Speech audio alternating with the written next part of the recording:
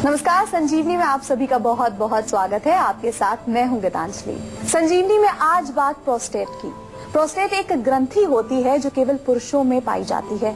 अमूमन 50 साल के बाद इसके लक्षण शुरू होने लगते हैं। जाहिर है उम्र के साथ साथ इसका वजन बढ़ने लगता है, जिससे मुश्किलें बढ़ती हैं। सीधे तौर पर समझें तो मूत्र मार्ग में दिक्कत आने लगती है। दिखने में तो इसके लक्षण बड़े सामान्य से हैं, लेकिन ये होने पर डॉक्टर के पास तुरंत जाना चाहिए। संजीवनी के आज के एपिसोड में चर्चा होगी इस बीमारी की और समझने की कोशिश करेंगे दरअसल ये बीमारी क्या है और क्या है इसके उपचार। क्या ऑपरेशन ही इसका एकमात्र विकल्प है या फिर दवाओं से भी इसका उपचार किया जा सकता है? ये सारी चीजें समझाने के लिए हमारे साथ मौजूद है विश्व प्रसिद्ध आयुर्वेदाचार्य डॉक्टर प्रताप चौहान। डॉक्टर साहब, बहुत बहुत स्वागत है आपका। शुक्रिया जी।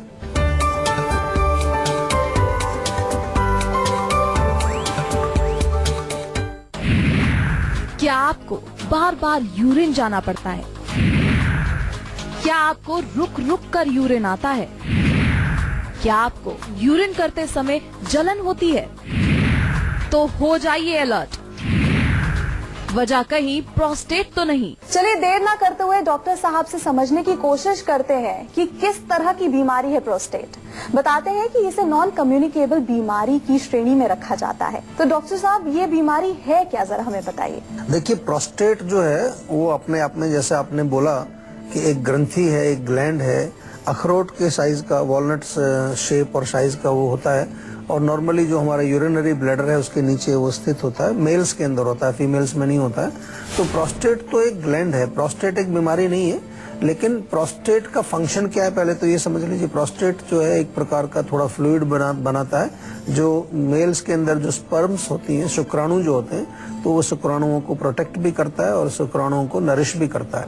और जब स्पर्म्स निकलती हैं तो उसके साथ ये लिक्विड भी बाहर निकलता है। ये तो इसका फंक्शन है। लेकिन ये बीमारी का रूप कब लेता है कि अगर प्रोस्टेट के अंदर सूजन आ जाए, प्रोस्टेटाइटिस उसको बोलते हैं, या प्रोस्टेट एनलार्ज हो जाए, साइज उसका बड़ा हो जाए सर, या प्रोस्टेट के अंदर कैंसर भी हो सकता है। तो ये आपके जो रोग हैं इसके बारे में आज चर्चा करेंगे। अच्छी तरह से ध्यान से सुनते रहिए। तो डॉक्टर साहब, वो कौन से ऐसे कारण हैं जिस वजह से प्रोस्टेट की प्रॉब्लम होती है? देखिए, कारण अगर हम प्रोस्टेट एनलार्जमेंट की अगर बात करें, जिसको कि हम बेनाइन प्रोस्टेट हाइपरट्रोफी बोलते हैं, बीपीएच आपने नाम सुना होगा, तो वो मोस्टली एज रिलेटेड प्रॉब्लम होता है। जैसे जैसे एज बढ़ती है, 45, कुछ लोगों को 45, कुछ लोगों को 50, कभी कभी 60 के बाद भी होता है लोगों को।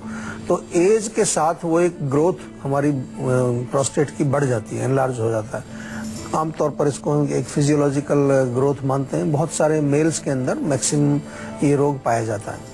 और दूसरा जो है, जब अगर हम देखें कि अगर उसमें कोई इन्फेक्शन हुआ है, कोई इन्फ्लेमेशन हुआ है, तो उसका कारण होगा कि किसी को बार बार अगर यूरिनरी ट्रैक्ट इन्फेक्शन होता रहता है, उसको वो हो सकता है। या फिर जो है बहुत ज्यादा जो लोग तीखी चीजों का सेवन करते हैं, गर्मी जिसको हम पित्त बोलते हैं, पित्त टाइप का जो खाना खाते हैं लोग, उनको भी हम आमतौर पर इन्फ्लेमेटरी डिजीज हुआ करती हैं। या एक बहुत अच्छा हमारे यहाँ लिखा है कि जो हमारे अर्जिज हैं, सप्रेसिबल जो अर्जिज हैं, जो हमारे एक जैसे बॉडी का एक कॉल होता है, नेचर्स कॉल जिसको बोलते हैं। जैसे कि मान लो आपका ब्लैडर फुल है और आपको जो है एक प्रेशर बन रहा है कि आपको यूरिन के लिए जाना चाहिए। कई बार यूरिन के प्रेशर को रोक लेते हैं, जबरदस्ती उसको रोकने से भी इस तरह के रोग आते हैं। क्योंकि कभी कभार आपका कोई बहुत इंपॉर्टेंट मीटिंग चल रहा है, या कुछ आप मूवी देख रहे हैं, या फिर आप जो है रात को सो ही रहे हैं और आपको प्रेशर बना, आप सोचते हैं चलो थोड़ी देर और सो लेते हैं, उसको रोक लेते हैं भी। तो ये इससे भी ये प्रोस्टेट की प्रॉब्लम जो है पुरुषों में देखने को मिलते हैं। और ऑफ कोर्स इसके साथ साथ मानसिक तनाव बहुत ज्यादा जिन लोगों को होता है, स्ट्रेस बहुत ज्यादा होता है, उसका कनेक्शन भी इसके साथ देखा गया है। डॉक्टर साहब, क्या ऐसे पुरुष आइडेंटिफाई किए जा सकते हैं जिनमें प्रोस्टेट के संक्रमण के चांसेस ज्यादा होते हैं? हाँ बिल्कुल। देखिए, हम कुछ चीजें हैं जिनको ये ज्यादा चांसेस होते हैं इसके प्रोस्टेट के प्रॉब्लम होने के। जैसे कि फर्स्ट ऑफ ऑल, जैसा एज की हमने बात की, अगर एज आपकी अबाउ 45-50 है तो आपको थोड़ा सा सतर्क हो जाना चाहिए। कुछ की अगर फैमिली हिस्ट्री अगर आपके घर में है कि प्रोस्टेट की प्रॉब्लम उसमें है, हम प्रोस्टेट एनलार्जमेंट की भी बात कर रहे हैं इन्फेक्शन के साथ साथ। और यदि आपको यूरिनरी ट्रैक्ट इन्फेक्शन जो है बहुत ज्यादा बार बार होता रहता है, तो वो डेफिनेटली उधर ट्रेवल करके प्रोस्टेट में भी जा सकता है। और इसके अतिरिक्त डायबिटीज के जो पेशेंट होते हैं या जिनको बहुत ज़्यादा हाई ब्लड प्रेशर की शिकायत रहती है, ऐसे पेशेंट्स को भी देखा गया है कि उनको ये प्रॉब्लम हो सकती है। और सबसे बड़ी चीज़, जैसा कि अभी मैंने पहले भी कहा, कि आयुर्वेद में हम ये हमेशा कहते हैं कि बॉडी का एक अपना सिस्टम है।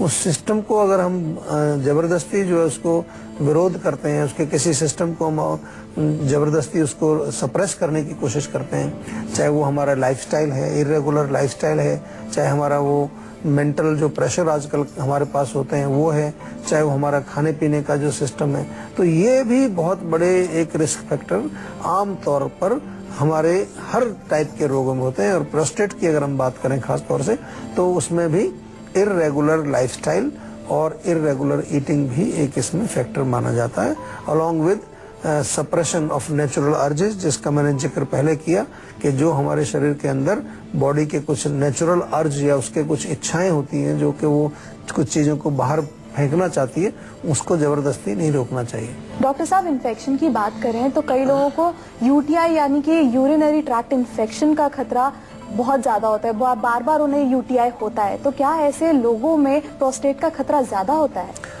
जी बिल्कुल होगा। देखिए, यूरिनरी ट्रैक्ट इन्फेक्शन, यूटीआई आपने शब्द कहा, तो इसको थोड़ा समझ लीजिए। यूरिनरी ट्रैक्ट किडनी से आपका लेकर के फिर ब्लैडर, फिर उसके बाद जो यूरिनरी पास बाहर यूरिन पास हो जाए, यूरेथ्रा जिसको बोलते हैं, मूत्र मार्ग इसको हमारे आयुर्वेद में कहा गया है, तो इसी में जुड़ा हुआ है इसके साथ आपका जो है प्रोस्टेट ग्लैंड, जहाँ पर के यूरिन बाहर निकलने की जगह है, उसके पास ही जो है प्रोस्टेट ग्लैंड भी है। और खास तौर से हमने समझाया शुरू में कि जब स्पर्म्स या वीर्य बाहर निकलता है तो प्रोस्टेट के अंदर से एक लिक्विड आकर के उनके साथ वो भी बाहर निकलता है, तो इसका मतलब वहाँ रास्ता उनका मिला हुआ है। तो अगर यूरिनरी ट्रैक्ट में किसी तरह का इन्फेक्शन है तो वो इन्फेक्शन आपके प्रोस्टेट में डेफिनेटली जा सकता है।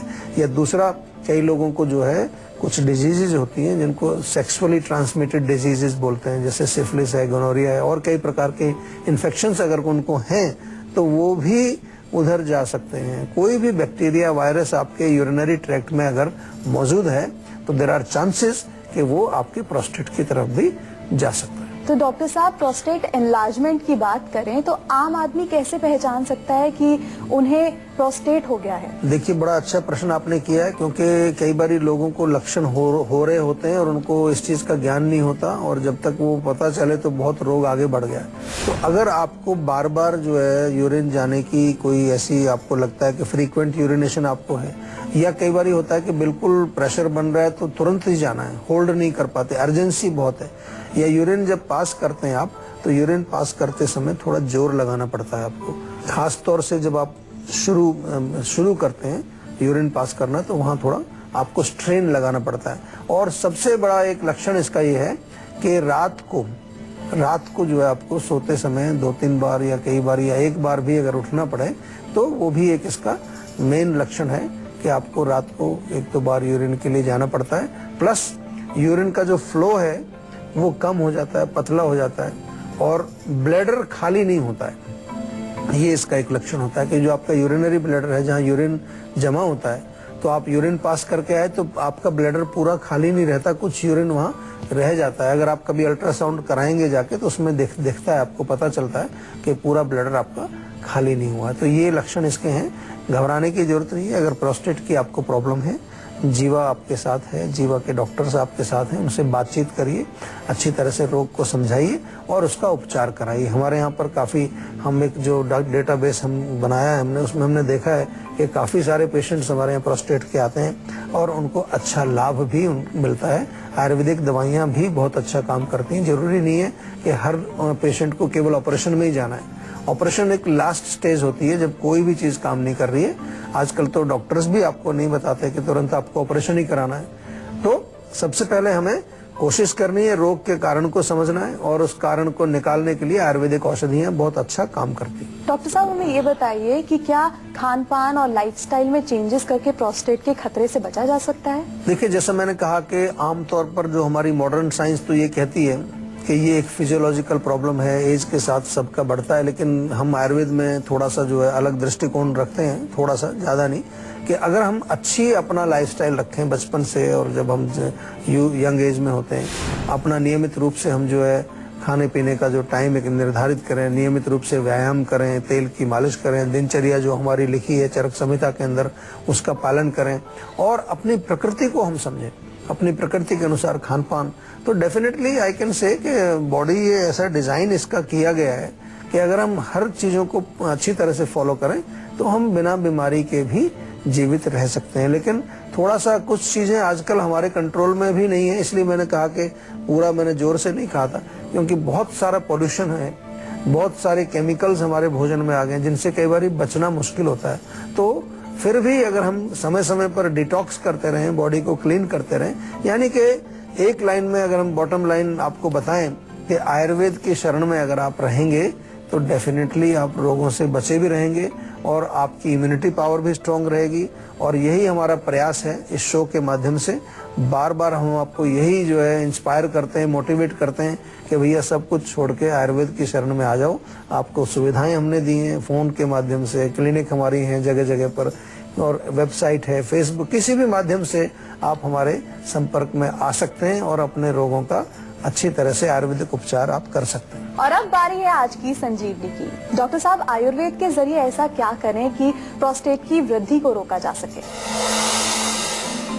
देखिए, सबसे पहले तो आपको अपने यूरिनरी ट्रैक्ट को साफ सफाई उसकी रहनी चाहिए, क्लीन रहना चाहिए।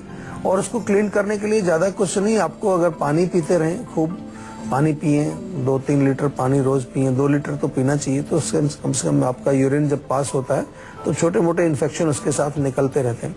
नारियल पानी बहुत अच्छा रहता है, नारियल पानी का भी आप सेवन कर सकते हैं। प्रोस्टेट को थोड़ा सा और अच्छा आपको अगर बनाना है, तो मतलब प्रोस्टेट की बीमारी से अगर बचना है, तो हमारे यहाँ कई जड़ी बूटी हैं जिनको आप सेवन कर सकते हैं। एक गोखरू या गोक्षरू करके एक जड़ी बूटी है, उसका चूर्ण या उसकी टेबलेट, उसके कैप्सूल अवेलेबल होते हैं, वो आप ले सकते हैं। या फिर आंवला तो बड़ा कॉमन चीज है, आंवला ताजा खा सकते हैं, आंवले की टेबलेट हमारे यहाँ जीवों में मिलती हैं, वो आप ले सकते हैं, उसके सेवन से भी आपको लाभ मिलता है। और शिलाजीत का बड़ा अच्छा रोल है, तो शिलाजीत के कैप्सूल आप जीवा से मंगा करके उनको सेवन करिए। शिलाजीत काफी गुणकारी है, यूरिनरी ट्रैक्ट को स्वस्थ रखने के लिए अच्छा काम करता है। और मोटा मोटा सा अगर कहें तो बहुत ज्यादा पित्त वाली चीजें, बहुत ज्यादा बायवादी वाली चीजें, वायु वाली, वातवर्धक और पित्तवर्धक चीजों को बहुत ज्यादा सेवन ना करें, तो आप अपने प्रोस्टेट को स्वस्थ रख सकते हैं।